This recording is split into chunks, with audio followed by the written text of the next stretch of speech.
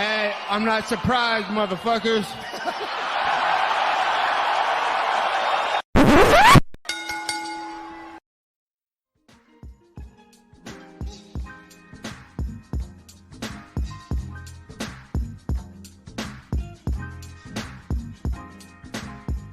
What is up, ladies and gentlemen? Welcome back to Courtside Soundoff podcast. Once again, I'm Josh Evanoff. As always, welcome by the one and only Angel Ortega. A lot of stuff to talk about this week. Obviously, we got UFC London to go over, Bellator 283 to go over, like I said, MMA news, and obviously, ladies and gentlemen, it is fucking fight week. UFC 277 fight week going down this Saturday night. Before we get into all the action, as always, we're brought to you by Rogue Energy. If you want 10% off your order at RogueEnergy.com, use the code SOUNDOFF at checkout. Use the code SOUNDOFF at checkout for 10% off of all your energy needs. We got a heat wave going on, fellas. It's been terrible. This summer's just been really, really rough.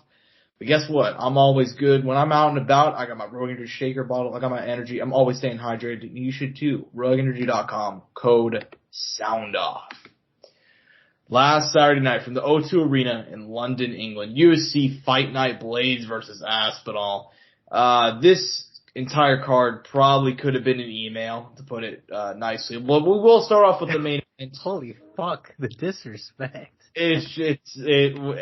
Sequels never live up to the original, man. Sequels never live up to the original. I mean, it wasn't as good as the first one, obviously, but come on, Josh, it wasn't that. It was not a great card, and I think it's bad that you're defending it. It was a pretty fucking terrible card, dude. Let's put it like this. Molly McCann and Patty Pimblett single-handedly saved this. Molly McCann, funny enough, saved this card. Yeah, no, I agree. But beyond Molly and Patty, I mean... Hey, man, they did their thing. Yeah, yeah. Hey, the only reason... Hey, look, as much as you want to hate on it, Gus and Krylov, but it was sad. Well, yeah, exactly. That's why I don't want to talk about it, because it was sad. Yeah. But... Hey. We'll just kick off with the main event before we get into all the other stuff. We'll kick off with the main event with the last of 15 seconds. So there's really not much to say. But Curtis Blades does defeat Tom Aspinall via knee injury. 15 seconds of the first round. They go out. They exchange 2 punches, and then Blades landed a combination. Aspinall stepped back, and his knee collapsed under him. So boom, GG.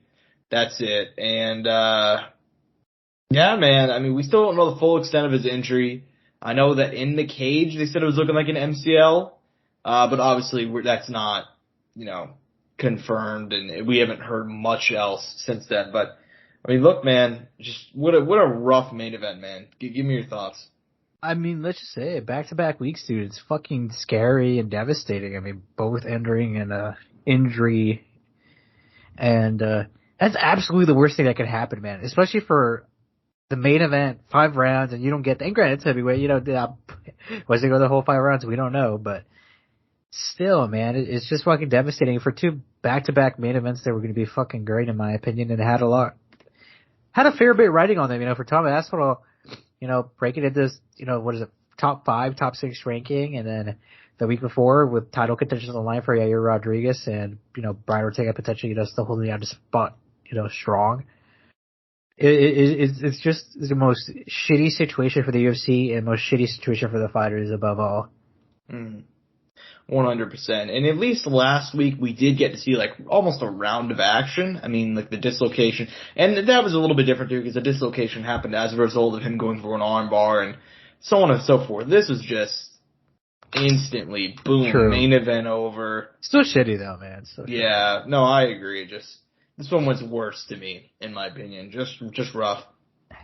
Curtis Blades says he wants to go ahead and he said he's done fighting people below him and that he wants to fight the winner of Tai Tuivasa versus Cyril Gane, title eliminator fight. He said he wants that later this year. Is that a fight that makes sense to you? Against Tai, you said? Or he wants to tie? The winner of Tai versus Cyril Gane. God. Yeah, it makes sense, right? I mean, legitimately, I think it actually makes sense. I just think that if Stipe Jones is to happen, and that's the vacant fight, I think the winner of Cyril Tai should get that chance as the next opponent for that fight. Unless they really want to do Curtis and whoever wins that fight for the, to get the opportunity at the title, or, whoever wins this fight, I don't know. Heavyweight's in a weird place. I think you go a number of different directions. I really don't have like a massive issue with whatever they decide to go with. But I think as long as you're involving the names I mentioned in the title picture in some capacity, or getting an opportunity in some way, I think those are all good options. They're all good. Yeah, I mean, it's a little bit. I want to say it's a fight that makes sense because it does make sense, but at the same time, we got to wait and see how the rest of the division shakes out. I do agree that he shouldn't fight anybody below him. His last 3 opponents have all been ranked far below him, and Curtis has been a guy in a sport full of guys that refuse to fight down. Curtis has always been that guy that always will, and him saying, you know what, I've done enough, I deserve a contender fight. Couldn't agree more with him. I could not agree more, but obviously we will see what happens there. Co-main event. I was going to add a little bit to that before we move on. Go ahead. I mean, I want to look at the weight rankings right now. I mean, there's really no one else we have to see at this point, right? Because, I mean, Curtis is 4, Ty is 3, Stipe is 2, Sterling is 1. And if Jones is to enter the mix, obviously we know he's undisputedly going to get a good opponent. But, I mean, I don't know what else is there to see, Josh. Tom and Aspinall hurt. Volkov, 2 losses in a row at this point? Or 1? Yeah, 1. Jairzinho, he's him. Chris Dawkins, I believe 2 losses in a row. Mason Tarbura doesn't look like he's going to be making his way up the rankings anytime soon. If anything, he's going to probably be giving up his ranking to someone else who's going to get probably a ranked opponent. Sergey going to fight Derek this week. I mean, that's probably the only big name pusher that I'm assuming they're kind of hoping. But yeah, I mean, it really is up to those. I mean, all those guys, yeah. I mean, I think the title's in their hands, or potentially in their hands if Ngannou is out of the picture. And for Curtis, I mean, is there any better time? Because the guy who beat you twice may not be holding the title soon. Yeah, exactly. And he's at a position now where I remember thinking, whenever he lost for a long time, he's kind of been locked out of that title picture because he lost to Ngannou twice. And look, man, the way that he's been putting these wins together, he's staying in there. Even whenever he lost to Derek Lewis, it was a loss, but he got right back in there. He's won a couple fights since then. So he's in a position where he's really kind of turned himself around, and now he's in a position where, if Ngannou decides not to come back, which very, very real possibility, Isn't that crazy, though? He's right there. I mean, it is crazy, but that's the UFC, dude. I mean, we're going to be talking about Nate Diaz in a little bit, about how the UFC just doesn't seem to. They've hit a critical point now where it seems like they seem to believe that their brand is way more important than any one fighter, And so I think they will let Ngannou walk.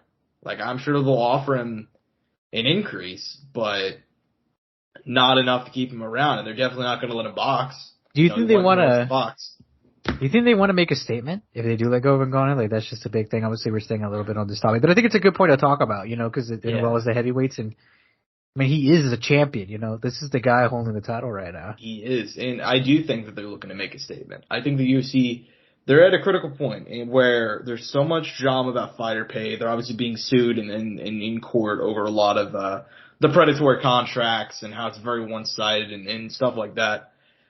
And they're dealing with all this fighter pay arguments, but they've hit a point. It's either they're going to go ahead and bend because there's so much public pressure against them, or they're just going to say fuck you and they're going to keep on doing what they do. And the UFC's at that point where they're saying fuck you.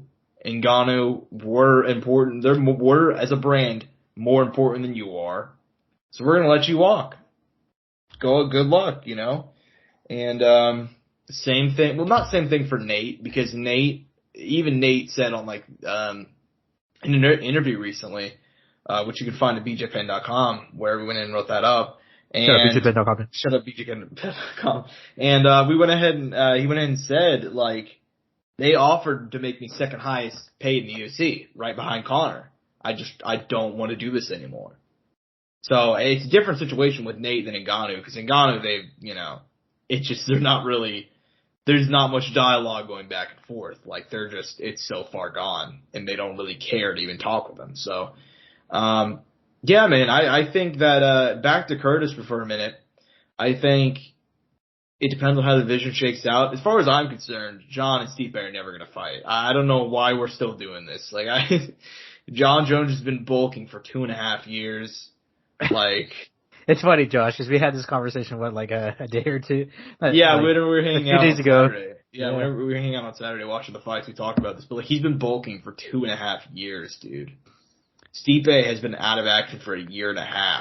Dude, what do you mean? He's trying to get Josh, it's not bulking anymore. He's trying to get off cycle. Dude, what's the line from It's Always Sunny in Philadelphia?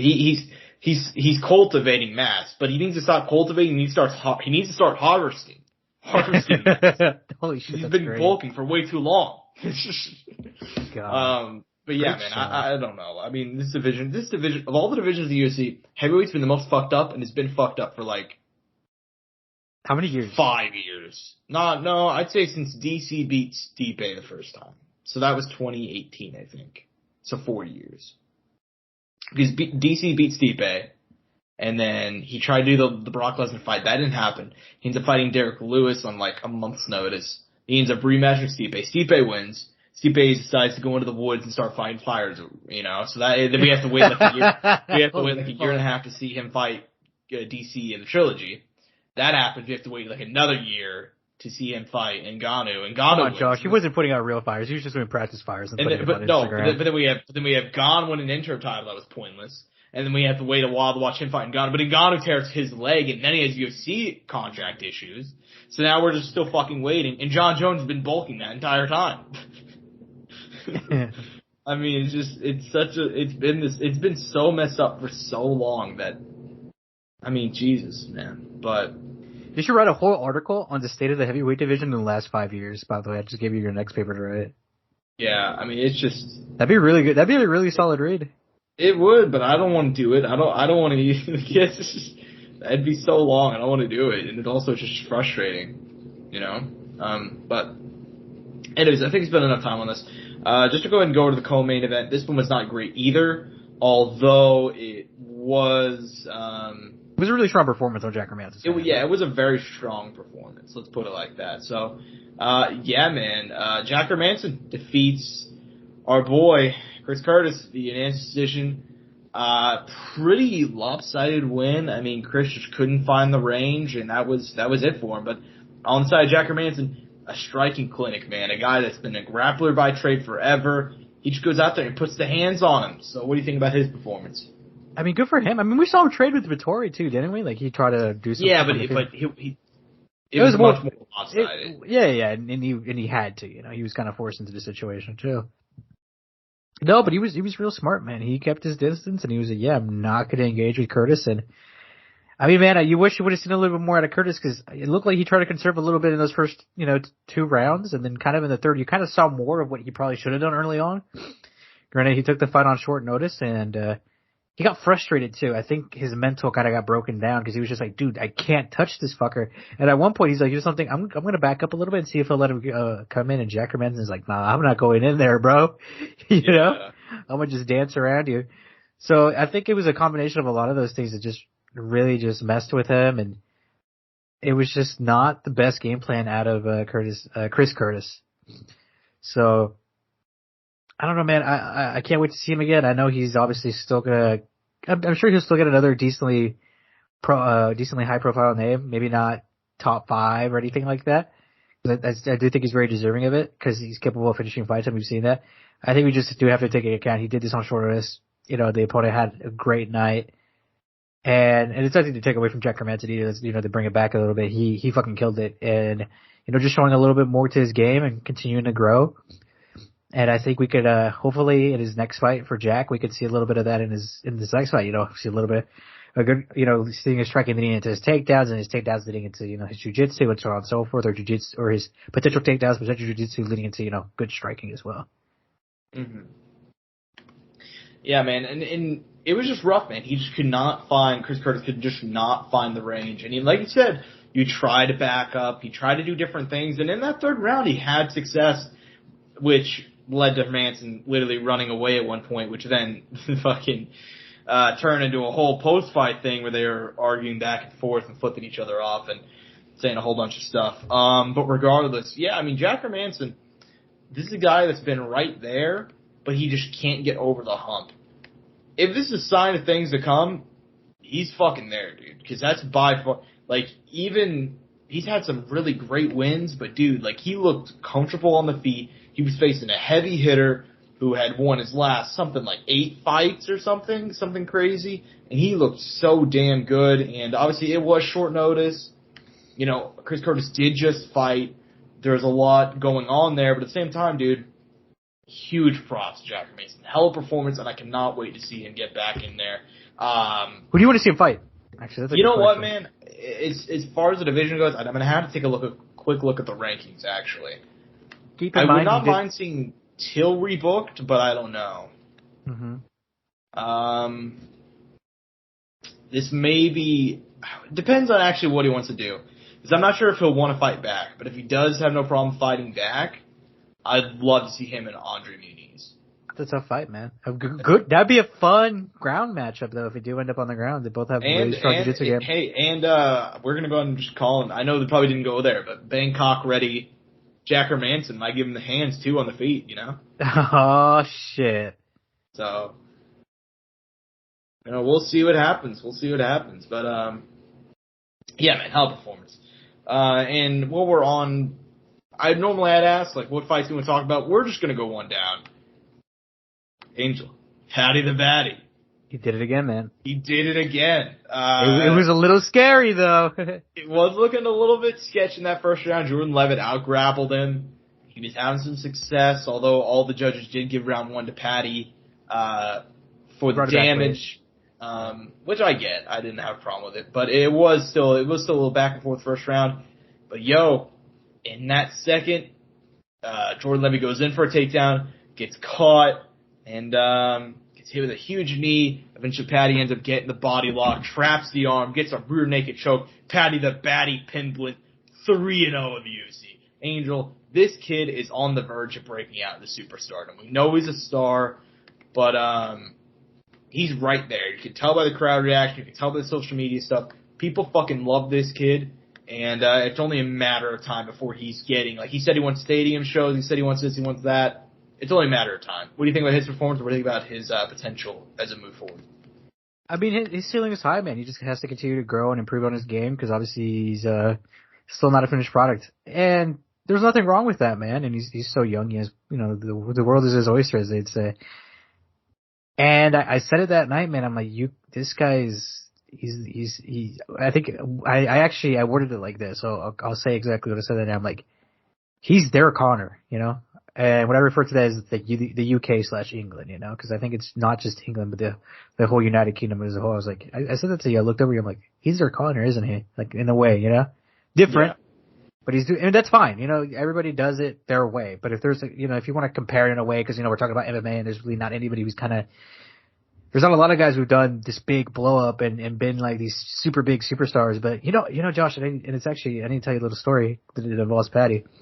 So I went to an MLS game on Sunday or Saturday that same night, and I was watching. You're not gonna get all of this, but I was watching. For the people who do know, they'll understand a little bit. I was watching LFC versus Sporting KC. LAFC is like a big LA team. They've dropped a lot of money on expensive players, and Gareth Bale was debuting, big time player played at Real Madrid. Yeah, I know you know that club name. Maybe you don't know the player. Yeah, I know. I know a little bit. I know a little bit. But he was debuting there, and after we left, and I was sitting down. We were at Dutch Bros. There was a Dutch Bros there that they just built. So I went to Dutch Bros and got some coffee afterwards. And I saw these 2 kids there, dude. They had to have been like middle school age. They were definitely older than elementary kids. They were definitely not in high school.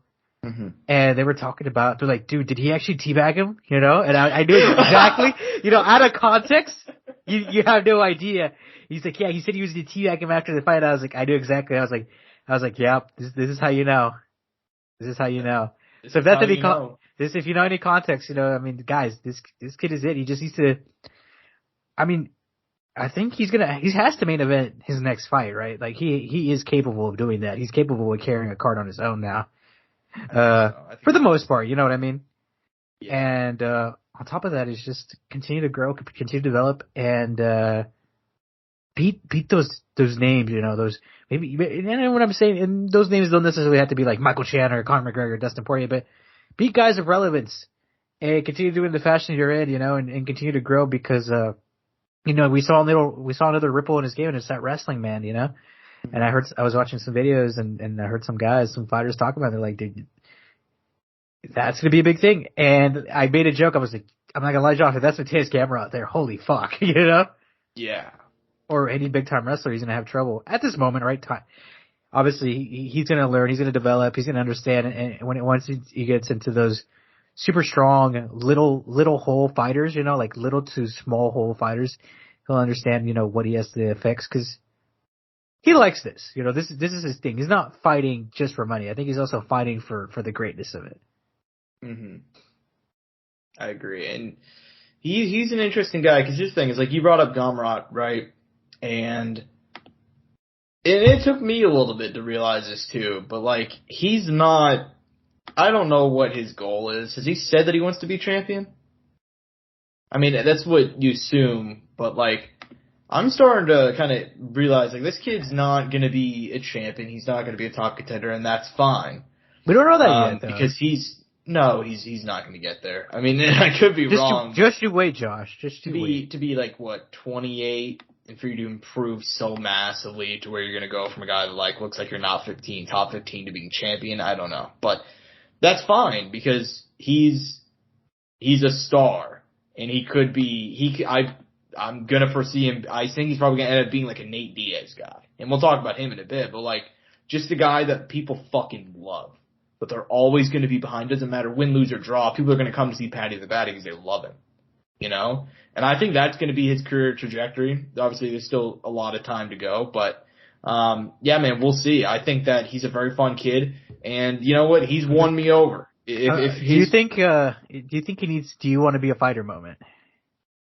No, I don't think so. I don't even think he's doing anything wrong. Because everybody talks about how, like, he gets, like, you know, like he gets big out of camp. But, like, guys, the only reason why you know that is because he fucking posts stuff on social media. You know how many fighters get huge out of training camp? Every single one of them. God, they must have never seen Habib out of training camp. Now we see him out of training camp all the time, and we know how he really looks. Yeah, Habib gets huge out of training camp. You know who said? You know who complained? Nobody. He just got big, and so many guys get big, and that's no problem, because guess what? They make weight. It's no problem. Daddy's never missed weight, so it's fine. I don't care. The only downside is everybody is like longevity. And it's true, you know, in the long run, probably not the best thing, but fuck it, man. If it's working now, it's working out. He'll figure out how to deal with it later. Exactly. I mean, if it's not broke, don't fix it. So did you see Paulo thanked him for like some help with his dieting and shit? I was like, dude, I wonder what their secret sauce is, dude. You know what I mean? Right. Because, I mean, they do it within months, dude. Granted, though, the body, learns and, it's obviously a matter of that, too, and they have extremely great discipline. But still, Yeah.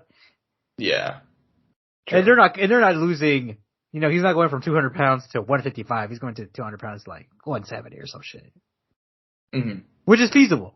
But still, it's a lot. It's a lot of work and a lot of effort, especially if you're doing it multiple times in your lifetime. Mm-hmm. Yeah, man. But, Paddy, great performance. Because this thing, man, I've kind of wondered if he's what his ability was. And I was like, this is the fight's going to show us. Jordan Levitt has one loss. It's to Claudio Puelles, who's just a tremendous guy. Borderline top 15. He's that guy that, if you guys don't know, he's the dude that will not stop getting knee bars. He beat Clay Guida recently. Sad. And Jordan Levitt has some really good wins in the UFC, some insane ones. I was like, this one we're going to learn a lot about Paddy. Jordan Levitt's a guy that's on the outside top 15. He's if Paddy were to be giving a top 15 opponent, who would you like him to see him fight? Good question. I don't know what the rankings are, so let me pull them up again. You know all the names. You don't have to pull them up. Come on. No, but I mean, Josh was like, I want to see the number. Man. Okay, so we have 15, Damir Azamagulov. I don't want to see that. Jalen Turner. I think Jalen Turner would be interesting, but I think Jalen Turner probably beats him. Especially at this point in time. I think Jalen Turner is the fucking real deal. He's on the come up. You know what, man? I wouldn't mind seeing Paddy against any one of these three names. Dan Hooker, Conor McGregor, or Tony Ferguson. I think if you had to make him fight somebody in the top 15, I could see beating those guys there. I could see him beating Tony. I think Conor beats him at this time, and so does Dan. Really? But I could see him beating Tony. But even then, I don't know about that either, because Tony's still a hell of a grappler. That is true. So I don't know. I mean, Patty's in a really weird position. I don't think like I said after his last fight, God bless you, Angel. I moved from the mic. Show. I moved away from the mic, just so you know. Germs, dude. I tried to move away from the mic as much as I could. I didn't have time to mute it. I had my hands down. All right, guy. By the way, you wouldn't expect my mic to pick it up. How far I looked away. Fair enough. Anyways, so yeah, I mean, I said it last time Patty won. I'm like, we've never seen anything like this in the UFC. Like a guy that's has so much star power, but in terms of like his star power to talent level, it's like so far swayed in one direction. That's not to say he's a bad fighter. Like he's obviously a good fighter, but relatively speaking to the top 15 to the lightweight division, it's like, dude, Damir Ismagulov versus Patty would be. I mean, we don't know, man. We'd have to see it for a fact, right? That's the other thing. You never know. Yeah. I don't know. We'll see.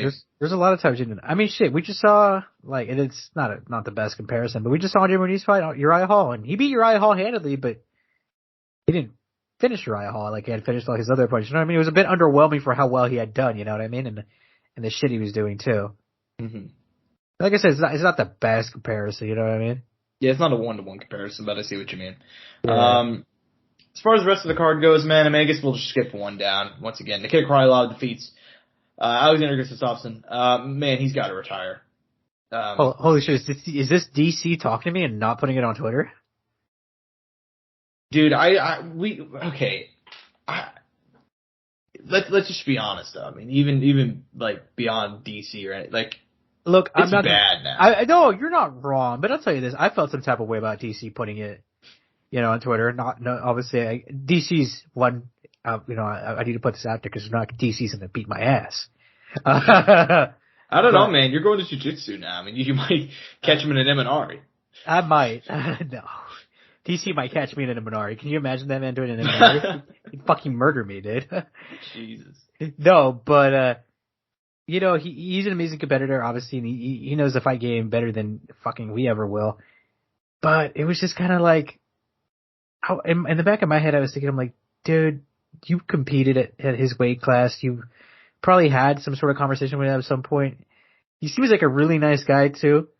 I felt like he didn't have to put that out in the public necessarily. That could have been a really good private conversation he could have had with him. Be like, hey, bro, like, I give a fuck about you.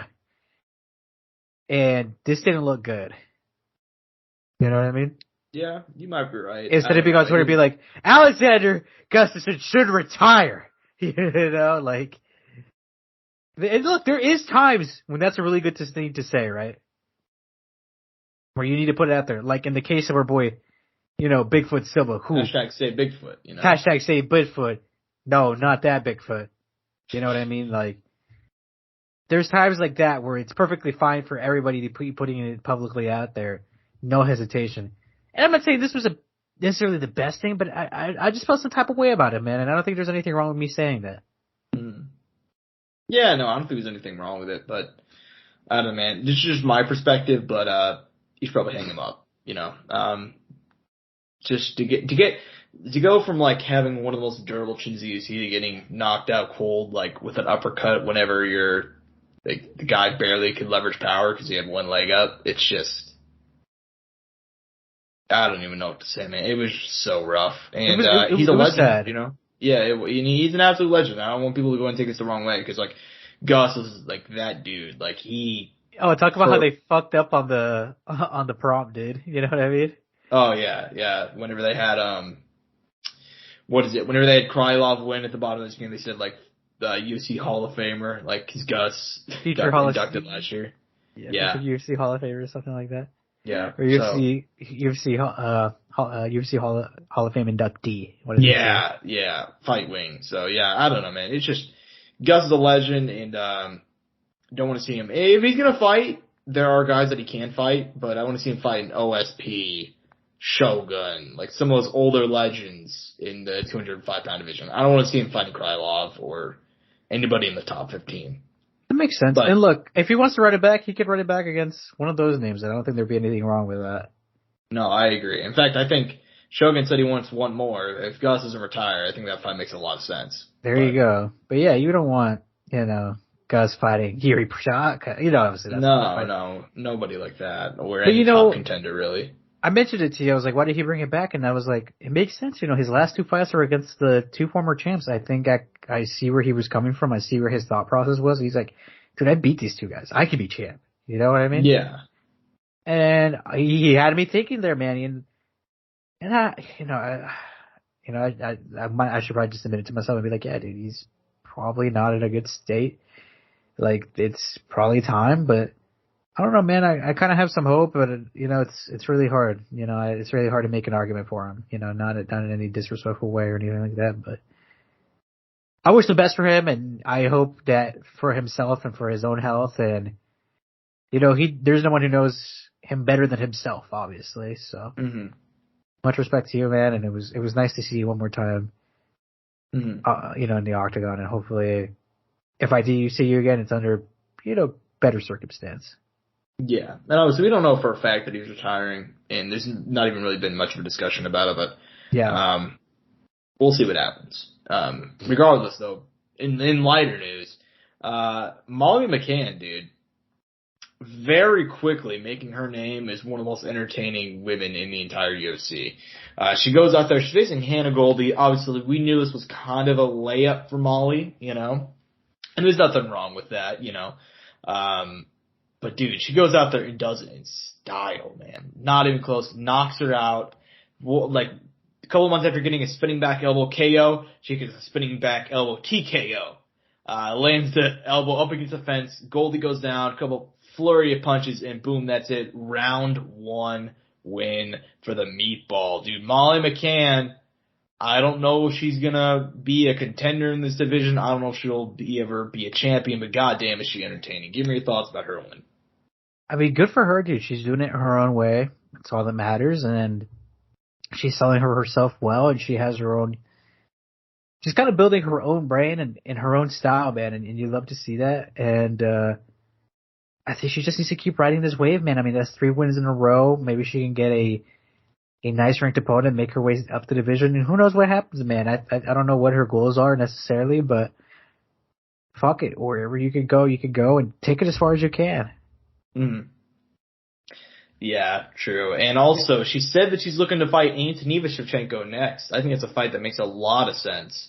Antonina's not great, however, there's one thing she can do is strike, and I think that actually be a very, very fun fight on the feet, but we'll have to see what happens next. You saw, what's her name called her out? Was it Miranda Maverick? Was it Miranda Maverick? I thought it was Miranda. I mixed it up. My bad. But yeah, no, I saw Miranda Maverick put some stuff out there on Twitter. Yeah, and then Molly said at the press conference, I believe, that she can fuck her anywhere she wants. So, to which I believe Miranda Maverick responded that she had a great top game. So, very interesting lead up to a possible fight. Completely taken out of context. Holy fuck! Could you imagine? Yeah, interesting build up there. But anyways, man, yeah, I mean, as far as the rest of the card goes, man, I mean, go ahead and give me your highlights. There's only one finish beyond the fights that we talked about, so. Oh man, I mean, let's talk about it a little bit. Volkan versus Paul Craig. It was a little sad, man. I saw something on Twitter. It was like, did Paul Craig just become the Ryan Hall of 205? He's always been the Ryan Hall of 205. No, but it was a little different. You know, at least Paul Craig was ranked and beat some pretty good guys. You know, not to say Ryan Hall hasn't beat some good guys, but you know what I mean? Some pretty high level guys at 205. You know what I mean? Yeah. No, Paul Craig's, I don't know what, I think that says more about the light heavyweight division than anything, though. Yeah, a little bit. But at the same time, man, it was a bit weird. I don't know. I wonder if anything was going on there, or if this was legitimately just Paul Craig's game plan to fucking literally trying to pull guard like if it was a jiu-jitsu tournament, just like get on the ground on his back and be like, you just need to come in, bro. Come on, play with me. But no, that was not the case. Volkan was like, yeah, fuck that, dude. I've seen this way too many times played out that I don't want to relive it myself.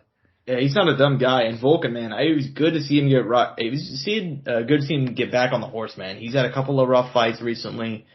And for him to be the guy that stopped Paul Craig's hype train, pretty solid. Big fan of it. And I love me some Paul Craig, but I was surprised at how easily Volkan won. That's what I'm saying. The approach was really odd.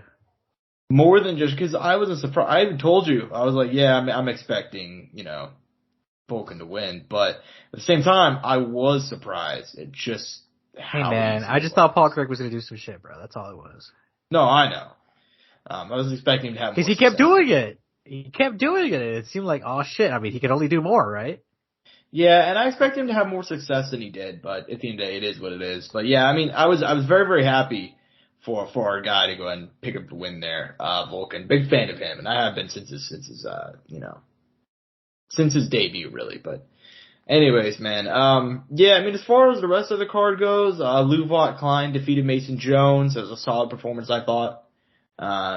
Mark Casey picked up a win. Nathaniel Wood picked up a win over Charles Rosa. That was actually a really entertaining fight. Charles Rosa not gonna win all the fights. In fact, I'm pretty sure he's a losing record in the UFC. But I can't think of a boring fight he's ever been in, so it is what it is. Jonathan Pierce defeats Makwan Amirkhani. Let me tell you, JSP had a slip up against Joe Lauzon in his debut, got the shit kicked out of him. Since then, a 4-fight winning streak, dude. Like, this kid looks good. He's good, man. It's just Joe Lozon. He's that guy. Yeah, that's a win that's aged really well. Like, really, really well. That ends up being Joe's final fight. Like, shit. Sadly, man, we didn't get Cowboy versus Jim Miller, man, at UFC 300. Make it happen. I wouldn't mind seeing that trilogy, but I think it should be 1-1. I've always said that second fight was a really bad robbery that nobody really talks about, but you can only hope, man, but that's a long way from now, and who knows if Joe Lozon wants to be cutting weight at that age. And it's not even that. The craziest part is it's not that far away. I mean, it wouldn't be next year, though, would it? It'd be 2 years from now, I think. Less than 2 years from now. That's still 2024. I don't know. It'd be 2024. I just don't know when in 2024. That's still 2 years is still a long time ago, Josh. You know what I mean? Yeah. And in this sport, you know. Well, I'll tell you this much: Jim Miller's going to be there. No fucking there's no way Jim Miller's not Dude, I know Jim Miller would be there. Even if Jim Miller's dead, they'll put his corpse on the fucking octagon. You know. Yeah, fair enough, man. I can tell you he's going to be there. I don't know if Joe will be there though. But that's it is what it is. But yeah, man, solid performance by Jonathan Pierce. Our boy Muhammad Makayev, was it the performance? Was it him stomping out Charles Johnson the way they did Cody Durden? No, but it was a strong. damn good win. Yeah, strong. It was a strong win over a really good opponent. For sure.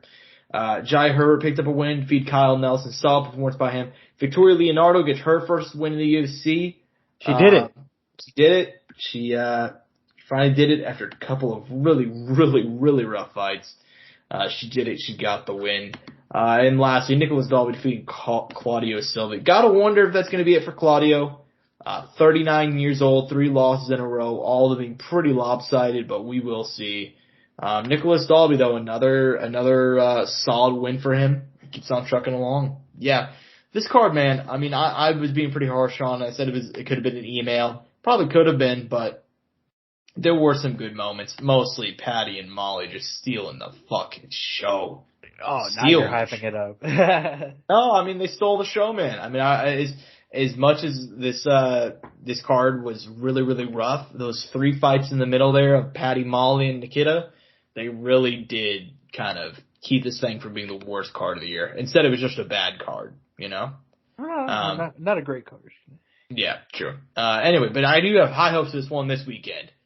UFC 277 going down for the American Airlines Center in Dallas, Texas. We got a pair of rematches at the top of the bill. Julianna Pena versus Amanda Nunes 2. Obviously, they fought last time back in December in one of the biggest upsets in UFC history. Pena outlasted Nunes after a rough first round. She comes back in round 2, lands some huge shots, gets a rear naked choke, wins UFC's women's bantamweight title, ends Nunes' reign after a 5-year run. Now, 6 months later, they're here to run it back, man. Heading into it, Nunes is once again a huge favorite in most places, 2-1, 3-1, around that area. And, yeah, man, I mean, I'm a lot more excited for this fight than most people are. I see a lot of people shitting on this card, shitting on this fight online. I gotta admit, dude, I'm really psyched for this fight. I'm really psyched for this rematch. What do you think about this card, and what do you think about the headliner?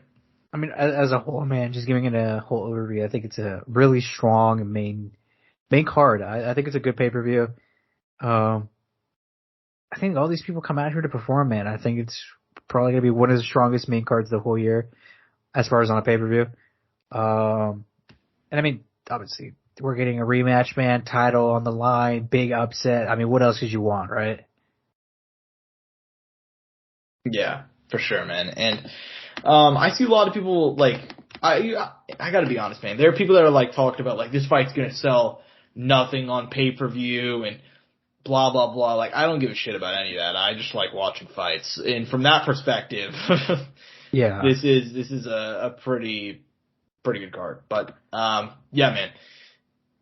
We'll go and kick it off with just from, as far as like a previewing aspect. That main event, man. You know, like thinking about this, thinking about this fight this way. Other fights in UFC history, like a lot of the big upsets, especially like, I think Rousey Holm is one. Like, you look at upsets in hindsight, especially one like that, where it's like, oh, there were warning signs we didn't see in the moment. You know what I mean? I can see how this would have led to here. Like, Bisping Rockhold 2 is another kind of example. Here we are 6 months later. Nunes Pena, the original one, still doesn't make much sense to me. You know what I mean? Like, it's just, like, she, just to have, like, the greatest women's fighter of all time, who's very rarely been tested. I mean, like, we can count the close fights that she's had on one hand. I mean, she went out there, just absolutely batter Rousey, Cyborg, Holm. Like, she very rarely had a close fight, let alone a close moment. And, here she is now, and she's coming back, and she's fighting Pena for the second time. Angel, there's no other easy way to put it. Do you think she's able to get it done? Do you think the first fight was just an aberration? Do you think maybe she was still dealing with the effects of COVID? She said she had an injury, she had a rough training camp. Do you buy all those excuses? Do you think she's going to come back and get it done? Look, I'm not going to try to defend the excuses or any of that. Look, could have they played a factor? Yes, they could have, right? You know, I'm not going to take that out of the probability or anything like that. Yes, there's a chance, you know, her having a child, being sick, yada, yada, whatever, you know. I'm sure it all in some way, big or small, have a factor. But do I think she'll bring it back? I do. Look, it's not to take away from Julianna's amazing, great moment, because she had a great moment, right? You know, we don't want to take away from it, and she did something amazing. She beat, at the time, and still, the greatest women fighter of all time. You know what I mean? That's something that you can't take away. You know what I mean? That's why I believe is the biggest upset ever in UFC history. People were still trying to talk about how GSP and Matt Serra is the biggest upset. Yes, it was one of the biggest upsets, but you need to recognize, at that point, GSP was just beginning his great run. You know what I mean?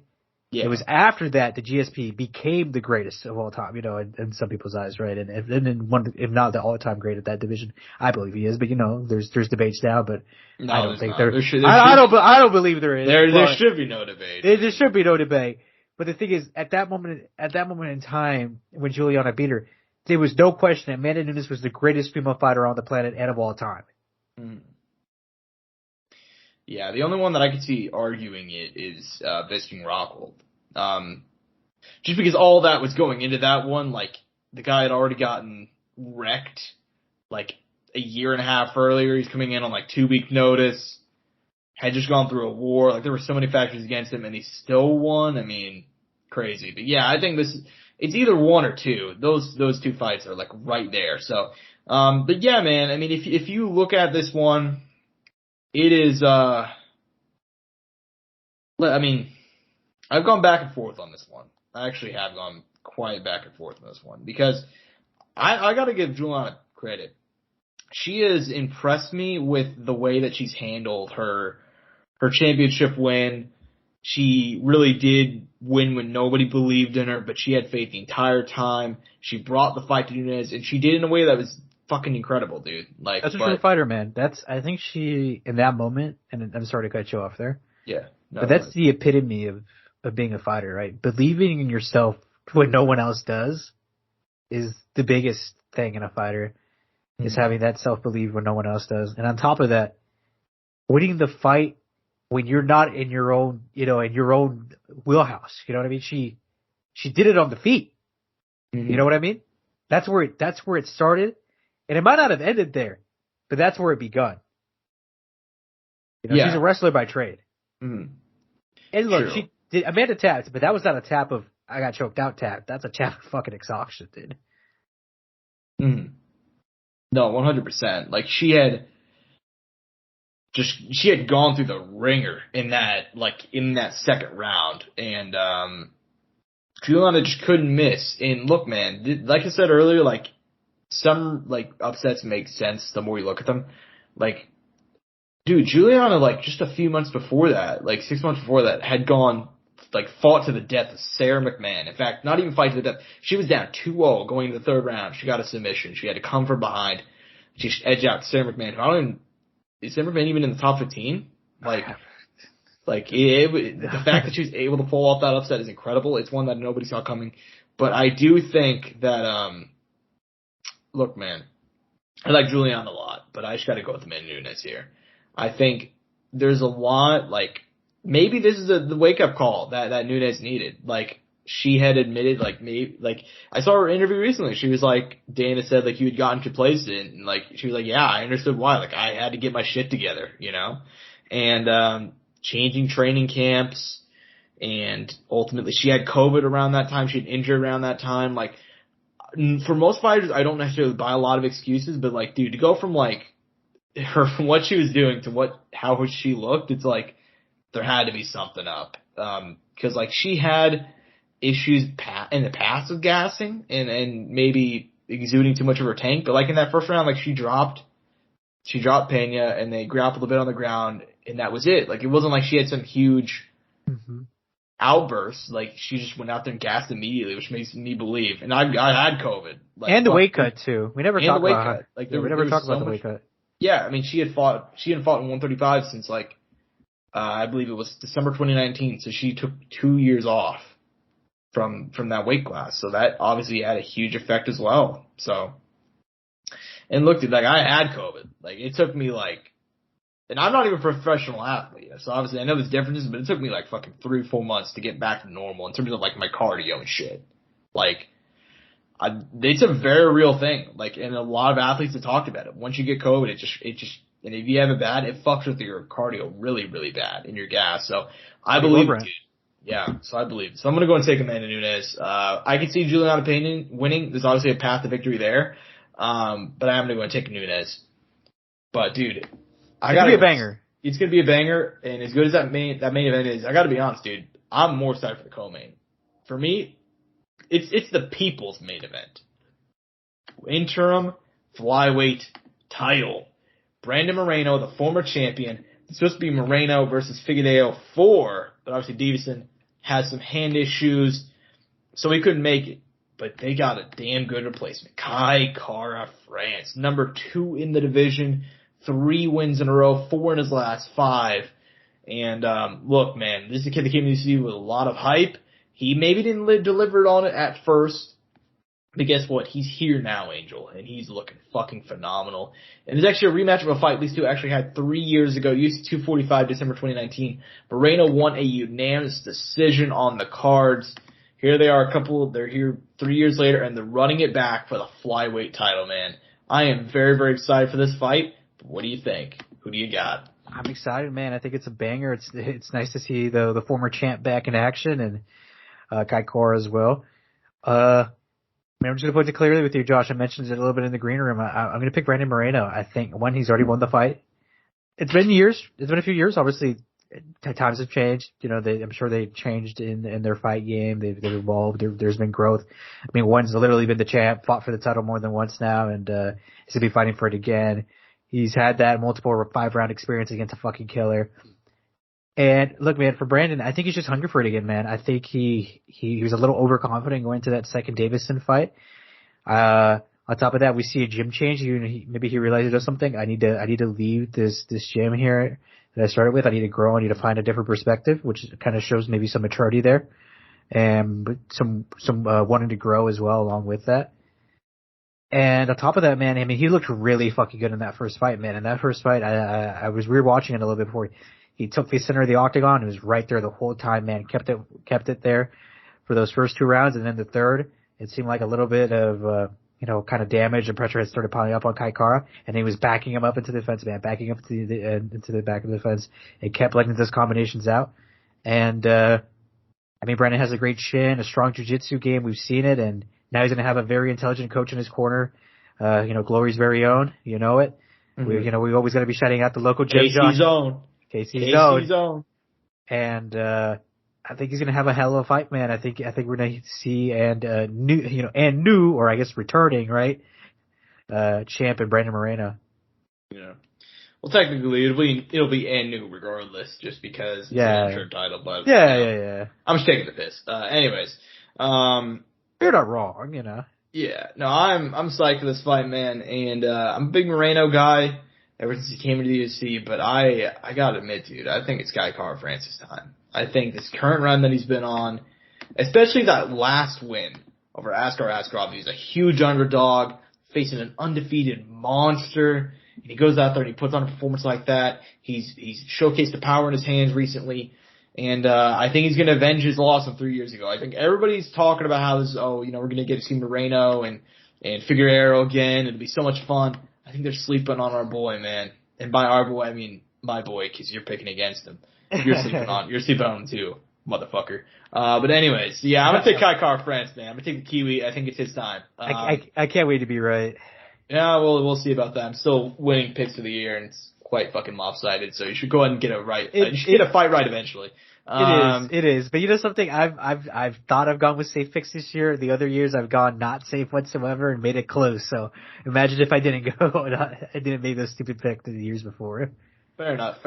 But yeah, man, I could see Moreno winning for sure. This is gonna be a close fight. I'm not saying like. The main and co-main are kind of toss-ups, man. I mean, there's other fights on the card that are like that too. 100%, dude. I mean, this is going to be a very, very good fight, and I could see it going either way. Regardless, it'd be a banger. Like, you know, no doubt. That's all that matters at the end of the day. I think nothing matters more than the fight itself being good. 100%, and no doubt about it. I know that it's going to be a great fight. So, but yeah, I'm going to go ahead and go Kai Kara France. I think everybody's looking past him, but. You know, it is what it is. Look, man, next up on the main card, you mentioned it. This main card is very, very solid. Maybe the prelims have a little bit to be desired, but the main card itself, very, very good. The heavyweights, Derek Lewis making the return. First fight since he got knocked out against Tai Tuivasa in February. He's taking on Sergey Pavlovich, ranked number 11. 30 years young, out of Russia. He came to UFC with a lot of hype as a former Fight Night Global Champion, but he got knocked out by Overeem his first time out. Since then, picked up wins over Marcelo Gome, Maurice Green, and Shamil Abdurrahimov. The last one came in March in UFC London. Man, look, very interesting fight here. It is essentially a pick'em. What do you think about this one? I mean, it's a banger, man. It's heavyweight. You're always going to love it. And, I mean, you see Derek Lewis at 265. Obviously, you know what's going to happen, man, or what could potentially happen. You know, I mentioned earlier, Josh, on the show, there's not been a fight where I picked against Derek Lewis in the time we've been making this podcast. There will not be a fight where I pick against Derek Lewis until he retires. I'm picking the Black Beast once again, Josh. Oh, shit. Yeah, man. Yeah, I can't even argue against that. Have I picked against the Black Beast? Oh, 100%. There's no way you picked him over Cyril. Yeah, that's what I thought. Yeah, man. Well, I know that I have picked against the Black Beast, but I'm not going to do it today, Angel. I'm not going to do it today. USA, Let's go, baby. Champ. Let's go, champ. Let's go, champ. I need yeah, man. I think this is a matchup where, I think Sergey Pavlovich is a guy that has a lot of potential. However, if there's one issue that he has, he's very, very hittable. And I think going up against a guy like Derek Lewis, you can't afford to take too many of those fucking right hands, man. So I'm going to go in and take Derek Lewis. I think that Tai Tuivasa fight is a little bit concerning. You know, I understand that Tai's on a good run, but man, But Tai got him good though, dude. You can't hate on him for that though. He pressured him real good. Tai, that's the one thing Tai's done really good in a lot of his fights is when chaos ensues in that short space, he reacts very well somehow, even when he's hurt. True. And there is a path to victory for Pavlovich here, but I'm going to go take Derek Lewis. I would not be surprised if it went the other way, though. This feels like it's a fight where they're kind of setting him up a little bit, not going to lie. I feel like the UFC's kind of hoping that Lewis might lose this one so they can have a new star. But it's a new blood in the top 5, but I don't think it's going to happen. Next up, dude, flyweights. You know, this is a flyweight heavy card, man, and I'm cool with it because this matchup's really, really good. Both these guys come to bang. Alexandra Pantoja taking on Alex Perez. I feel like it's a good time to remind people, Pantoja was supposed to get a flyweight title fight. Yes, he was supposed to be in there instead of Figueroa. The reason we got the trilogy was because Pantoja was not ready. He's coming off of 2 wins in a row. He defeated Manel Cape. It's time to remind people that Alexander Pantoja, he was supposed to get that flyweight title fight back in January, but he couldn't get it. He was injured, and now they're forcing him to fight a monster and Alex Perez, he's been out of the game for a while. He's had multiple canceled fights, but you know what? Last time out, it was a title fight against David Figueroa. He got caught and he got choked. But before that, he had a 3-fight winning streak. Very solid guy. Who do you got in this one? Hey man, it's a tough out for either guy, right? I mean, I think Pantoja's like the guy at the division. You know, where you're like, that's a tough motherfucker every night, and he could be champion. He just needs the opportunity, and he just needs to get that belt, man. Obviously, he's had 2 losses to pretty strong guys in the division in Davison and Askar. But, and I see him winning this Alex Perez fight. I think he can do it, but on the other hand though, Alex Perez, dude, tough son of a bitch. He has some, good wins, some strong names. He's been around for quite a while now, since 2017. He's done his thing, paid his dues, got his opportunity, didn't get it, had a fight scheduled multiple times against Matt Schnell and Askar. Missed weight last time out too, which kind of really sucked to see. But hey, man, that's how things shape out. Hopefully, he's got everything back together. And I mean, if he wants to get back into that title picture, Pantoja's the right guy. And if Pantoja wants to keep getting his name out there and put himself in the position to get that title fight next, which I'm assuming they're kind of trying to set up these guys next because they believe Davison will be out. I mean, there's your next matchup. Mm-hmm. And I'm sure that he's hoping for a potential Brandon Moreno win because that'd be the trilogy. And both times he fought Brandon Moreno, one time on The Ultimate Fighter and one time in the UFC, he beat the fuck out of him very handedly. So yeah. I'm sure he wants to get that one back because he knows he's capable of beating him. And for Brandon Moreno, when he said it when he was champ, if there was a fight to make that will establish him and for himself will be a great fight, would be Pantoja. So who knows, man? Who knows how this is all going to play out, or if they're even setting those guys up to be next for the title fight. But I'm excited as fuck. I think this is probably one, maybe potentially the second best fight on the card if it plays out that way. For sure, because both these guys come to bang, and I feel really bad for Pantoja. Like, I feel really, really bad for the guy. Because he's a guy that, like, man, he was right there. He's supposed to get a title shot, and now he has to fight, like, a monster in Alex Perez. Like, it's tough out for him. But I do think he gets the job done. I'm also going to go ahead and pick him. I think he could very easily be champion. I think if he ended up fighting Moreno in January, I think he probably would be champion right now. So, yeah, man, but we'll see what happens. It is going to be a hell of a fight, though. Like you mentioned, it could be, like, the second best fight on this card, like, talent-wise. Both these guys are there. And opening up the main card, I like the placement of this fight. Anthony Smith, Magomed Ankalaev. Winner might get a title shot. Obviously, it remains to be seen. But, yeah, man, both these guys coming in, very hot win streaks. And what do you think about this one? Who do you got? I mean, look, man, we love Lionheart. We'll say it. It's no secret, right? At the same time, though, Magomed Ankalaev, dude, that guy's a fucking killer, dude. He showed last time out he focused his fight more centrally on the stand-up rather than wrestling, and it ended up panning out for him, man. And in the past, Anthony Smith, man, when guys are on top of him, they've been on top of him and they've laid some damage, a la Rakic and not Jan Blachowicz, Glover, man, and obviously Glover's a monster on the ground, so it makes sense, but he's fighting a guy who's 17-1, man, real fucking strong. It seems, pretty well rounded. Obviously, he's not like a world beater on the feet, but he laid damage with those leg kicks last time out in his last fight. And I mean, Anthony Smith has a tall task, but man, Anthony Smith's been stringing them together, and he's able to do it here, man. I mean, he's putting himself back in that title talk. Like, hey, man, I've been there before. I can do it again. I just, took out these last few names, and I'm going to take this guy out who's 17-1 on a little win streak. Mm-hmm. Yeah, man. This is a very interesting fight, man. And it's one that Anthony Smith, like you mentioned, he's faced a couple of guys now where he's like he's fought below him. And he's fought a couple of guys that were expected to beat him, and yet he just keeps on coming out on top. He doesn't fight he does not give a fuck who he's facing. He's gonna go out there and give it his all every single time. And I hope the winner here gets a title shot. But look, man, Magomedov Ankalaev is a monster. And ever since his UFC debut, I've been high on this kid. Even whenever he lost to Paul Craig. I just don't see him losing this one, man. I don't see him losing this one. And Anthony Smith's on a great run, and I hate that they made this fight.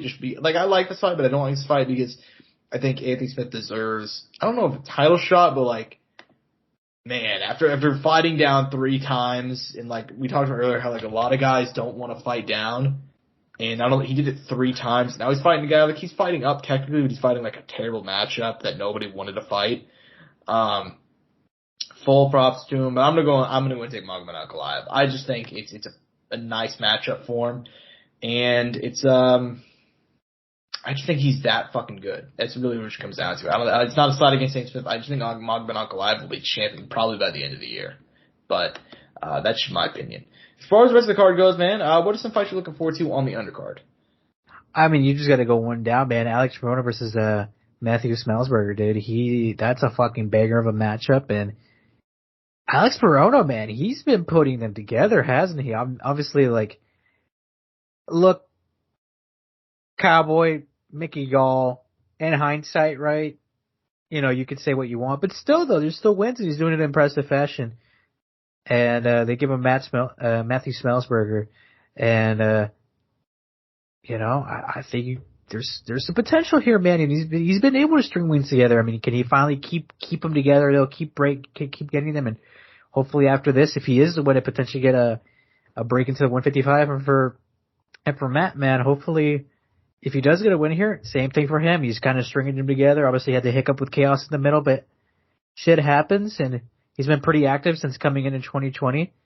And I mean, shit, what are we gonna see here, man? I think it's a banger. I think they're set up right. You know, they're in a good position. It's a pretty good matchup for both the guys. Big experience difference, but I don't know if that's gonna play much of a factor in the actual fight, though. Mm-hmm. Yeah, man. That fight is a really, really good fight. Like, Alex Morono is a guy, like you mentioned, like Cerrone, Mickey Gall, like they not even really in hindsight, because I'm pretty sure that, you know, we picked him to win those fights, or at least thought he was going to win those fights. But yeah, man, he's an interesting guy. Like he's 31 years old. I don't want to say he's hitting his prime, but like it kind of looks that way. I mean, even that Pettis fight, he was kind of like he had a decent showing. And Matthew Smallsberger, he's another guy that comes to bang, and he's coming off a couple of really insane only one insane knockout.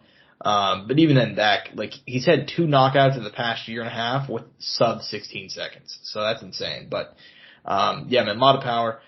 Another fight I'm really excited for, Drew Dober is coming back against Rafael Alves. Drew Dober's coming off that insane 1-round fight against Terrence McKinney earlier this year. Look to see if he can get back in the top 15 in this one. Still, like, he had a couple of rough matchups there, but he always comes to bang, so this should be a really, really fun fight. I mean, beyond that one, like, it's kind of a rough prelims, man. It's kind of a rough prelims. Man, there's a few decent names. You know, Rafa Garcia in there. You know what I mean?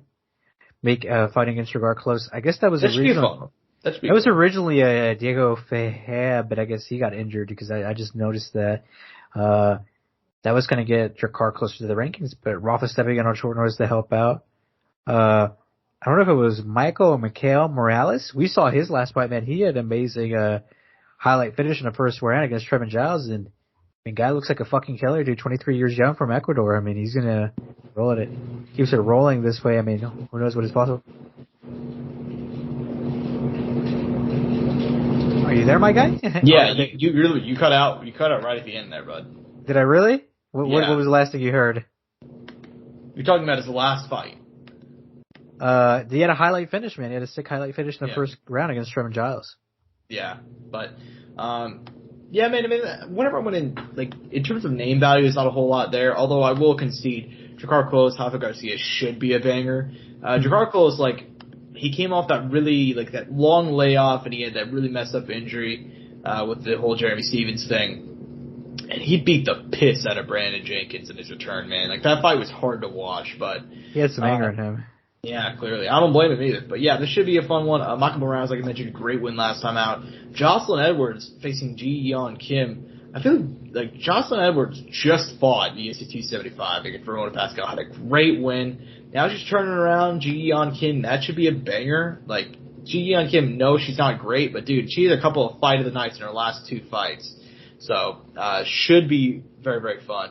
Opening up the card, Orion Kosik versus, Koshi, taking on Mike Mattia, Blood Diamond. That should be a fun one, should be a banger. Hopefully it's a better showing for Blood Diamond, dude, because last time around it was kind of sad, man, I'm gonna lie. But I thought it was kind of to be expected, though.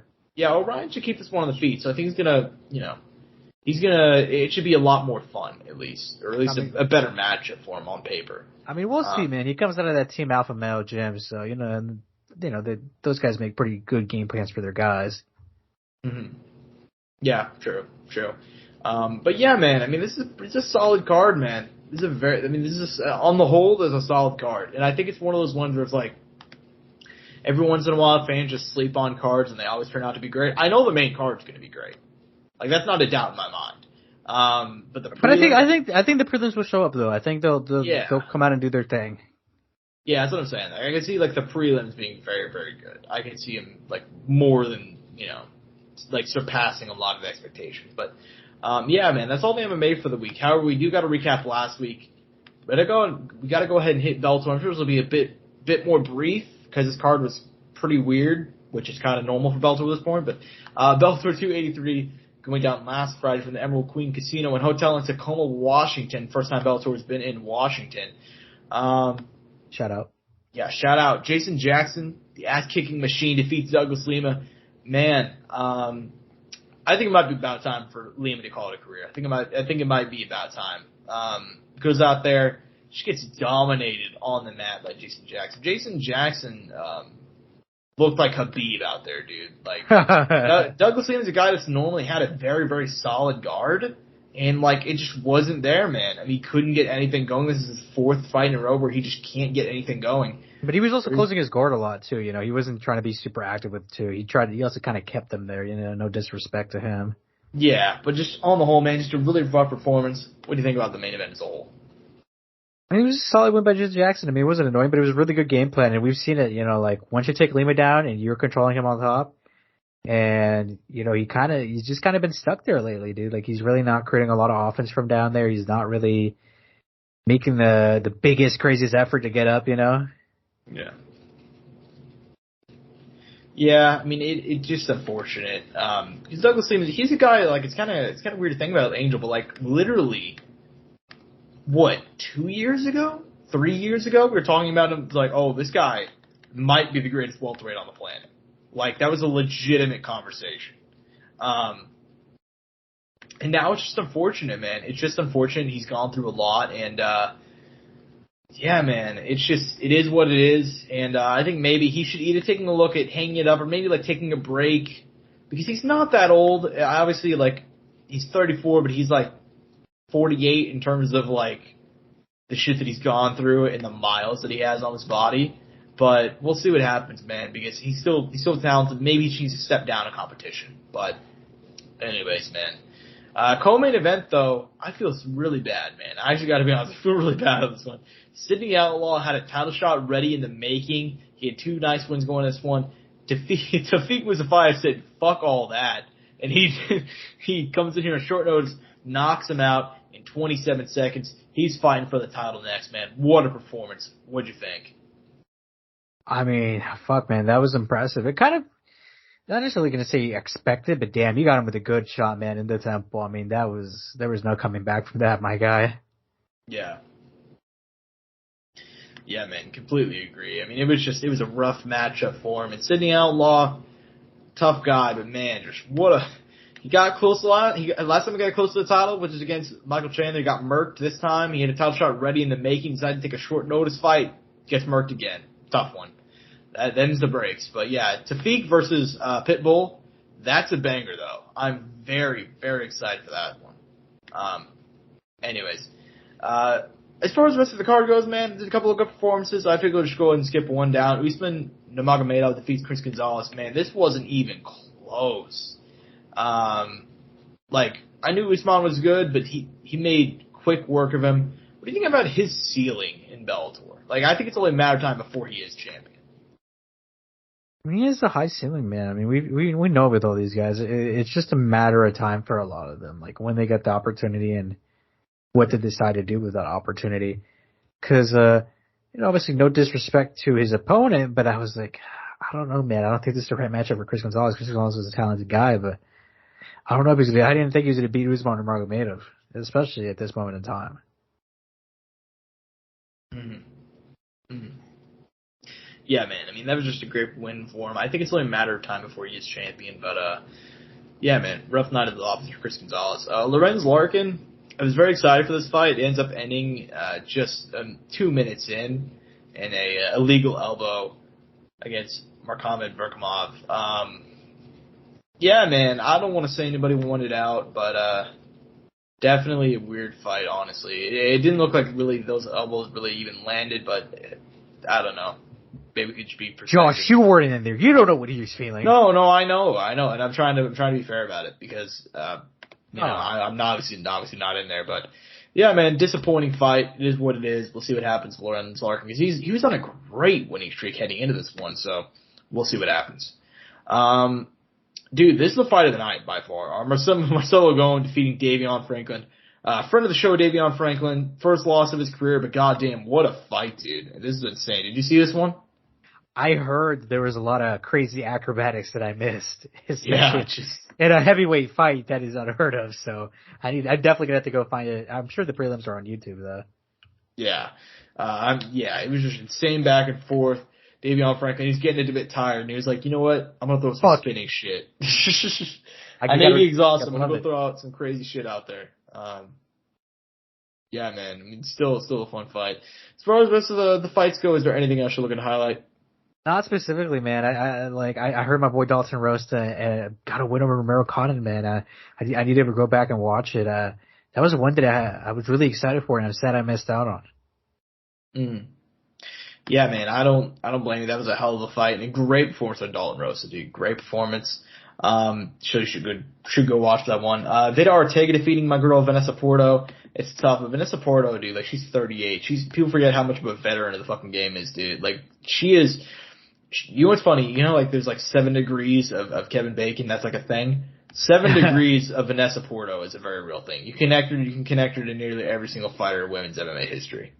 That's not a joke. She's been fighting since '05, dude. Like she fought Cyborg, like back in like 2005, which is kind of crazy to think about considering she fights like her career, like she's a flyweight now. She's been a flyweight for essentially her entire career.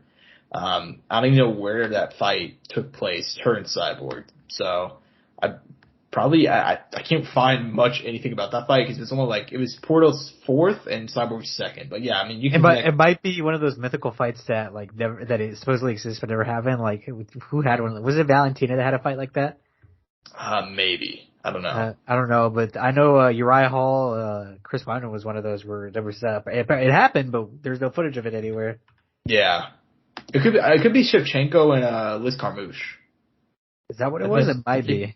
I think that's what you're thinking of. But anyways, man, yeah, there's support a veteran of the game. Like she fought, like just listen to her resume: Cyborg, Tanya Evinger, Roxanne Modafferi, Jermaine Durandamy, Amanda Nunes, Jennifer Maia. Modafferi again, Jennifer Maia again, Pearl Gonzalez, Karina Rodriguez, Liz Carmouche, and now Vida Ortega, which she lost. Yeah, man, she's fought the who's who, and I left out a lot of names there. So, yeah, been unfortunate. It seems like she might be on the downslope for her career, but she's 38 years old, so it is what it is. But yeah, man, overall, I like the prelims a lot more than the main card in Bellator. This is just kind of like a weird card, honestly, with the main event and then the Gome Franklin fight and obviously the Larkin no contest. But regardless, yeah, they're not going to be back until August 12th. Neiman Gracie, Gucci Yamaguchi, which goddamn, that is a fight, my man. That's a banger. That's a banger, dude. And then Malti Moldavsky, Steve Mowry, and then Alina Lane McFarland will be back on that one. So will Austin Banford and a couple other names. So, yeah, man, very, very, very, very fun card that they got coming out on August 12th. So yeah, excited for that one. But yeah, man, we got to go ahead and hit some news because like right after we filmed last week, and we filmed Tuesday last week, same as we're doing this week, man, normally like we feel pretty comfortable filming earlier in the week, but goddamn, dude, right after we filmed, there were like so many fight announcements. And we'll just hit the big one, because the big one, which broke that same day, I believe, Khamzat Chimaev, Nate Diaz, set for the UFC 279, 5 rounds, welterweight in Vegas, September 10th. It's happening. It's going down. Angel, first thoughts on this matchup. Now that it's had a little bit of time to simmer, I mean, we're past all the automatic, like, the first reactions. We've been sitting on this fight for a week now. What are your thoughts on this fight? Hey man, I don't want to be that guy that they're setting up Nate Diaz's funeral. Well, that's what Chimaev said. I mean, is there? I'm not even going to ask if it's competitive, because the odds are there for a reason. Are you very interested in this fight? I know that we'll watch this fight, but like, if you had to give me like your interest rating on a scale of 1 to 10, what do you think? Like a 6 or 7. Really? You're that high? You think that's high? I don't consider 6 or 7 very high. If someone rated me a 6, I'd be like, damn. I'd probably give myself a 5 on a good day. Yeah, well, I'm just a bit surprised because I've not seen I've seen very few people who think about it, Josh. actually, on a test, 60% is barely passing. Well, I mean, D's get degrees though. It's true. I mean, I don't know. That's how I've always looked at it. I mean, I don't know. I'd probably put myself at around a 6. I mean, I am not. On a good day? Or every day? Huh? On a good day or every day? I don't know, man, because sometimes, I look like... Sometimes you're feeling yourself. I know what you mean. Angel, no, this is I was looking at myself. I mean, I'm the exact opposite. I think, on a normal day, I'm a solid 6. Oh, man. I think I'm a solid 6 because, you know how you can, tell, attractive people and, ugly people don't have too many things in common. But, you walk down the street and people look at you, on average, you're walking down the street, somebody looks at you. They're like, oh, they're looking at you, that happens to attractive people and ugly people, but for opposite reasons. I walk down the street, nobody fucking looks at me. I'm perfectly average. I'm right in the fucking middle, alright? But my personality makes me a 6. I got myself that little edge, I don't know, Josh. I give your personality a solid 9. Stop hitting on me, Angel. We talked about we got to keep this off there. We got to. No, but I was looking at myself in the gym yesterday. I was just you're like, damn, I'm fucking cute. No. I was exactly opposite. I was like, God, I look like shit. Who let me leave the house today, dude? I know what you mean. Everybody has those days. There's some days where I look at myself and I'm like, holy fuck, I'm ugly. Yeah, I'll put myself in a solid 6. This is great. I'm not gonna lie, Josh. Sometimes I take off my shirt and I'm in front of the mirror and I get kind of scared. I'm like, oh. Then I'm like, oh, fuck. Dude, I had the exact opposite. I came home after work and I took off the shirt. I was like, oh, goddamn, I'm fucking ripped, dude. Oh, man. I'm jacked. But what were we talking about? Oh yeah, Nate Diaz. Alright, my level of excitement for it on a scale of 1 to 10. Yeah, I'm gonna put myself at a 6 as well. I am a bit surprised though, because most people I've seen trash in this matchup, we're probably the only people who really aren't, I'm not trash it. Do I think it's a good matchup for Nate Diaz? No, I'd rather see Diaz versus Luque. I'd rather see Diaz versus Luque, Diaz versus Ferguson, Diaz versus Poirier, Diaz versus McGregor. Most fights, if I'm being completely honest, I'd rather see than this. However, it's they could have given Chimaev a way better matchup. You know what I mean? They could have given Colby on ABC.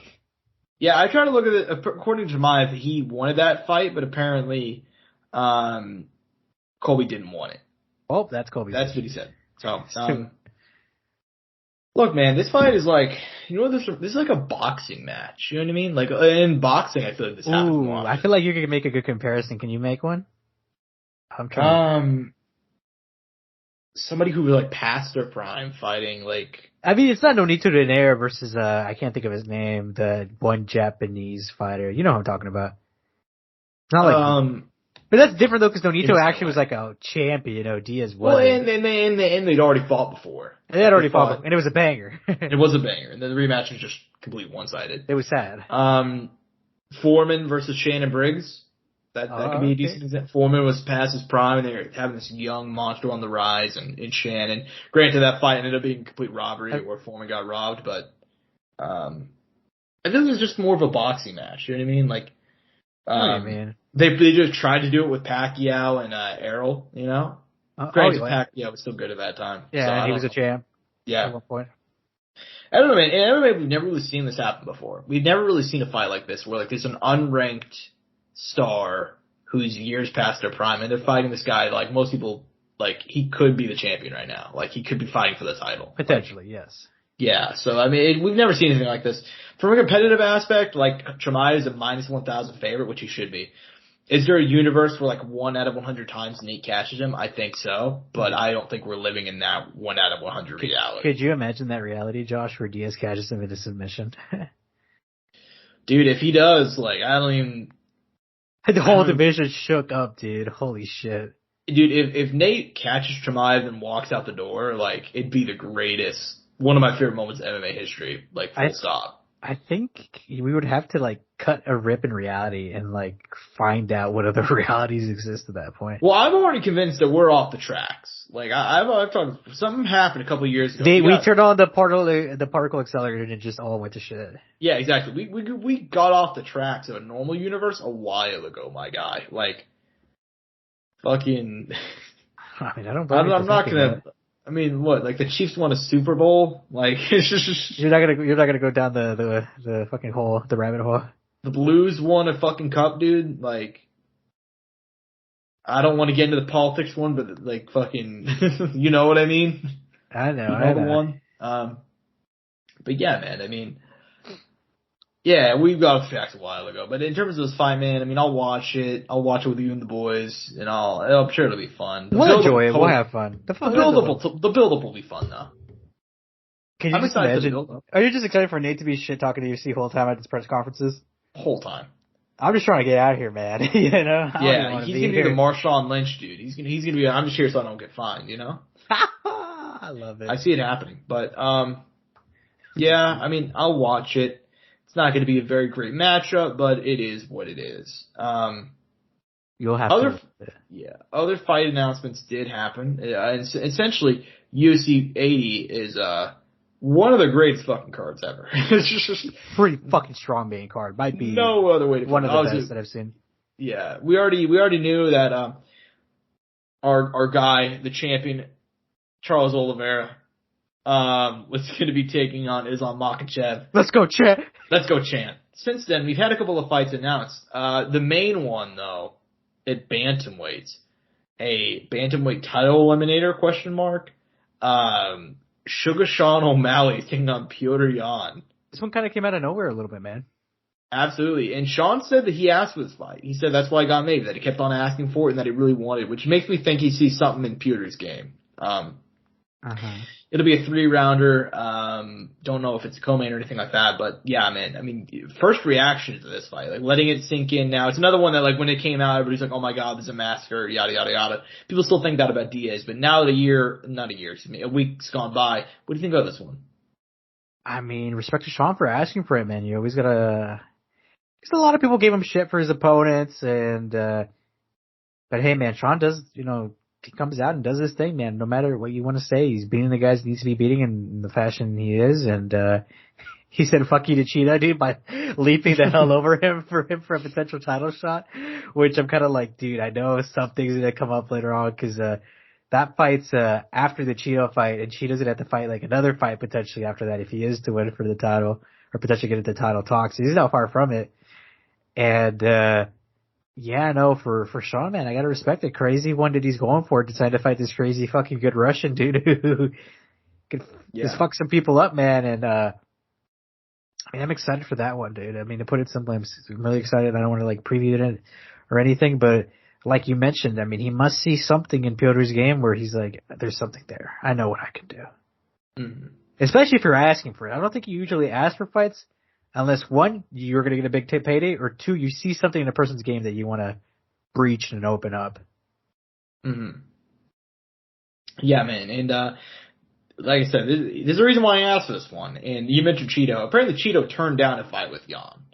Apparently, this fight was offered to Cheeto for the same card, and he turned it down. So, and now he's fighting Dom. I guess he just didn't want to wait that long. Well, he wanted to fight Dom, too. You know, he'd already wanted that, and he called out Dom saying, you know, Dom Cruz has turned down the fight. I don't know how many times with him, and Dom's like, I don't turn down fights. He's like, you don't turn fights? Yeah, sure thing, buddy. Yeah, which, by the way, super excited for Cheeto and Dom. That's a hell of a fight, dude. I'm psyched for that one. But yeah, I'm psyched for this one too, man.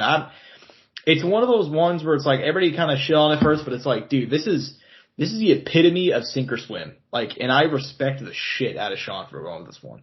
Cause he said for a long time, everybody's like, why isn't Sean fighting top guys, you know? And he's like, you know what? When I get paid, I'll fight a top guy. That motherfucker got a contract raise a month ago. And he's like, yeah, fuck it, I'll fight Jan. Like, Because now it's worth it, man. gotta respect it, dude. You really gotta respect it. And it's a sink or swim moment. I don't think what is Sean ranked? Like 13, 12? Like, it's a big disparity, but, Yeah. yeah, I mean, look, the fact that he's going for it, and he's gotta see something there for him to go ahead and. It's the sugar show, baby. Yeah. I'm very, very excited for this fight, though. The shit talks to be amazing. Oh, dude, no doubt about it. The shit talk's going to be amazing. The build's going to be amazing. If Piotr knew English, man, it'd be scary. He's still learning, though. He's getting better. He's done a little bit. Good for him. Yeah, hopefully it's better for him to talk shit to Sean, because that'll be fun. But I mean, him talking shit in Russian is still pretty good. Don't get me wrong. Yeah, he's actually very good at shit talking in Russian. But we'll see what happens. Also announced for this card, a couple of other fights we should go ahead and hit. Aljamain Sterling, TJ Dillashaw. It's official for this one. They talked about doing a 279. Didn't end up happening, and instead it's going to be set for UFC 280. Admittedly, I forgot this fight was actually announced for the card, but it is apparently. So we're going to go and get that one. Do you think this is the right call, going with TJ Dillashaw? I mean, they kind of already locked in TJ for it. I mean, the CEO of EPO is in his opportunity regardless, so it is what it is, man. I mean, who else does TJ really have to fight? You know, he beat Corey Sandhagen, who was in a very good position.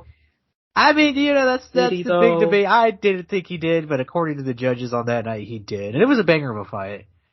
Yeah, it was. It was a good fight. I didn't agree with the decision, obviously, but yeah, I mean, we knew someone was coming because they locked everybody else up, but I mean, It should be a fun fight. Fight. Yeah, it's also one where like I'll be interested to see what TJ's got left. I thought he lost that fight, and he went through a couple of big injuries. He's 36 now. We're gonna see what he's got left, and should be a very fun fight. Aljo went off a huge win over Pierre Dion earlier this year, so we'll see what happens, man. But as far as the rest of the card goes, also announced Beneil Dariush, Matisse Gamrot, winner potentially fighting for a title next there, and then Bilal Muhammad and Sean Brady. Dude, this fight is this card's insane, dude. I mean, give me your quick thoughts about those two matches as well. Like you said, man, it's one of the strongest cards of the year. It might be one of the best cards of all time, potentially on paper with the names. Hopefully everybody stays on it. There's no issues. I mean, the matchups are amazing. I felt like we talked about Sean Brady and Bilal Muhammad. I could be wrong about that. We might have. Regardless, though, still a good matchup. I think it makes sense, and that kind of sets up either one of those guys potentially going for a title fight next. Mm-hmm. Or at least in a title eliminator after that. Yeah, correct. I'll admit, dude, I'm a little bit surprised Gamrot's already looking to get back in there, but hey, he must be one of those guys that stays in shape pretty year round. Mm-hmm. Yeah, he's that guy, pal. And I am very excited for this one. Beneil Dariush is on a hell of a run. We'll see what happens. By the way, there. Do you think the winner of that gets a title shot after that? I think they should. I mean, that's a tough ass fight. If they will, is another question though. Yeah, I think that's the other thing. It's like they could win, but it's like, yeah, dude, you want a title shot? You got to fight Conor McGregor next. Right? Well, we'll see. I mean, Conor could get one if he wins next, but we don't know who he's going to fight, you know? Yeah, well, there you go. But, anyways, man, next up, it's not a fight announcement, but it's a fight discussion. Scott Coker revealed following Bellator 283 in a post-fight presser, he revealed that Fedor Emelianenko recently contacted him. They're in negotiations because Fedor, for his retirement fight, he wants to face Ryan Bader next. He said that it's not official, but it's something that they're taking into consideration. Is that the fight that you want to see? I mean, hey, man, I just want to see Fedor fight whoever he wants to fight. And if he's asking for it, there's a reason for it. And it's his retirement fight. Potentially it would be, his 40th win on the record? Because he's at 39 now. Could be wrong. Yeah, that'd be his 40th win. At heavyweight, if he gets it, goes down into the sunset, man. You'd love to see it. And with the title in his hands, so. I mean, if they're down to do it, fuck it, right? And if Fedor's down to do it and it's his last fight, fuck it, you know? Mm-hmm. Yeah, that's where I'm at. Dude. I think this fight this fight almost makes too much sense. Like, you know what I mean? If he wins, he gets vengeance for his student. I mean, it's just a good story, man. Yeah, they fought a while ago already, and he got knocked out really quickly, but apparently Fedor had some other stuff going on. He wasn't really in shape. Apparently he was really, really sick and almost pulled out the day of the fight. Oh, damn. So yeah, but that actually was something that Fedor's ever talked about, but like I guess there was like some Russian documentary, like it was almost like embedded. I should really send it to you, Angel, so you can watch. It's actually really, really good. But please do actually. Is that Fighter Anatomy or Anatomy of a Fighter? No, yeah, it's a different thing. It's completely in Russian, but apparently, yeah, he was like had a 104-degree fever on the night of the fight and almost pulled out. Fuck. But he went on with the fight, and yeah, man, true champion right there. That's my goat. That's my goat. That's my goat right there. But yeah, man. Yeah, he ended up fighting, obviously getting knocked out. This fight makes almost too much sense for it not to happen. I'd be shocked if Bellator did not do this one, but shit, who knows? Who knows? They might get Bigfoot to fight him. Yeah, maybe. I don't want to see that happen though. I heard you're still a bit of that. Yeah, I don't want to see that happen. But anyways, man, at UFC London, last topic of the day, Jimmy Manuwa, who's not fought since 2018 or 2019, last time I got knocked out by Alexander Rakic, decided he wanted a rematch right fucking there, and he went ahead and that was random as fuck, dude. I heard about this. Apparently he slapped him or something, and Rakic they ran into each other. Yeah, and Rakic went on Twitter and released a video talking shit and called him like a bitch and all that stuff. Apparently Jimmy Manuwa, this is not even a joke, this is a BJPenn.com exclusive. My boy Cole Shelton did an interview with Jimmy Manuwa. I think Manuwa talked about how, like, you know what, he was there, he'd been thinking about coming back for a while. He says that, after watching UFC London, it gives him the enthusiasm to get back and train and come back, and, that he probably will fight again. So, Jimmy Manuwa, give me your thoughts on, first of all, the situation with Rakic, and second of all, the idea of Jimmy Manuwa coming back. Really weird that he's calling him out and doing it in the way he did and kind of being, I mean, I'll be honest, disrespectful like that, but shit, I mean, I guess he just got really pumped up and made a mistake. As far as fighting though, I don't know, man, you've been out of it for a while. I mean, but if he thinks he's capable of doing it, he's really focused on it, and he has a good matchup in front of him that makes sense, then why not? Mm-hmm. Yeah, and he's a guy that I don't know necessarily, like, if it makes sense, because, like, remember, whenever he left the UFC, he had lost, I think it was 3 fights in a row. Let me double check though. Something like that. 4 fights in a row. Yeah, wasn't good. Knocked out by Volkan in a title eliminator. Lost to Jan in a fight of the night. Knocked out by Thiago Santos in one of my favorite fights of all time, UFC 231. And then he got knocked out by Alexander Rakic in a first rounder in June 2019. I saw that. Yeah, I mean, prior to that, he had 2 fights. He was a contender before that. I wouldn't mind if the fight makes sense. I wouldn't mind him coming back. You know, he's 42, but in the light heavyweight division, I mean, shit, Glover's 43 and was just champion, so who knows? There you go. Right, it gives all the old men hope, doesn't it?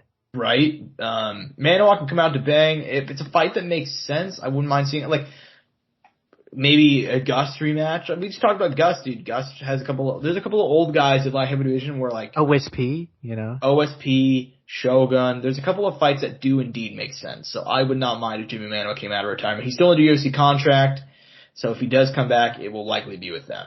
There you go. Obviously, we'll see what happens. But anyways, man, yeah, it's all the news we got. Is there anything else you want to talk about before we close out? Nothing specifically, man. I'm just really excited. Obviously, pay-per-view's coming up, which is obviously like the biggest time for us out of the whole, you know, in the month when there is a pay-per-view. And obviously the recap, because it's, 2 championships on the line. We always know Dana likes announcing shit, after the pay-per-view being like, yeah, I'm going to do this fight, or, you know, whatever the fuck happens. So there's a lot of stuff that's going to go on. And obviously, we're going to witness a historical moment on that night if Julianna Pena is able to come back and win again against Amanda Nunes. And if Amanda Nunes loses, I mean, who knows if she'll continue or she'll hang up the gloves. We also remember we talked about that way back when. It was like, is Amanda thinking about potentially retiring or not? You know, we'll see. I mean, I think Amanda herself admitted she was saying about retiring too. Yeah, I mean, that was a topic of discussion that hasn't really been brought up since. So that kind of hit me right now. Yeah, well, I mean, apparently she said that she's got the fire back and that she lost that fire for a while there. That she was just kind of going through the motions. So that's part of the reason why I don't think too many people are talking about her retiring. But if she loses, I would not be surprised if she hangs it up. But at the same time, she's still champ at 145. And Danielle Wolf is coming back. So, I mean, we got... She's about to make her debut, dude. Yeah, she's coming. She's coming. I mean, shit. Jokes aside, I mean, Nunes still has a lot of fight left in her. It's if she wants to pursue it. But yeah, that's the big thing. Yeah, but we will go and see what happens, man. Yeah, that's all I got. And I do hope that's it, man. Yeah, I hope you guys enjoyed the show. I'm at Josh Evanoff on Twitter. He's at AngelTake_01 at Courtside Sound for all things related to the show. We've been killing it lately we've been killing it for a while, honestly. We've had consistent viewership. We really do appreciate that. If you guys want to go and give us a rating on Spotify or Apple or anything like that, we would appreciate it. If you guys enjoyed it, peace and butt grease. Mouse click.